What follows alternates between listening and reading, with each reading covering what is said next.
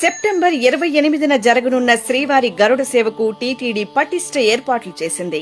సాయంత్రం 6:30 స్వామివారి గరుడ సేవ ప్రారంభమై రాత్రి 11 గంటల వరకు కొనసాగుతుంది. గరుడ సేవ రోజున 24 గంటలు ఘాట్ రోడ్లు తెరిచే ఉంటాయి. 27వ తేదీ సాయంత్రం నుండి 29వ తేదీ ఉదయం 6 గంటల వరకు ద్విచక్ర వాహనాలను ఘాట్ రోడ్లో అనుమతించారు. మాడవీధుల్లో వేచి ఉండే భక్తులకు అల్పాహారం, అన్నప్రసాదాలు, మంచినీరు, పాలు, మజ్జిగ అందించడానికి ఏర్పాటు చేశారు. తిరుమల, తిరుపతిల మధ్యన అదనపు బస్సులను నడిపి భక్తులను చేరవేస్తారు.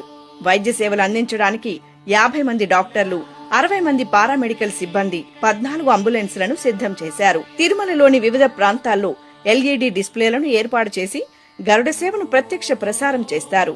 టీటీడీ చేసిన ఏర్పాట్లను భక్తులు వినియోగించుకుని శ్రీవారి గరుడ సేవను కనువిందుగా వీక్షించి స్వామి కృపాకటాక్షాలకు పాత్రులు కావాలని టీటీడీ విజ్ఞప్తి చేసింది.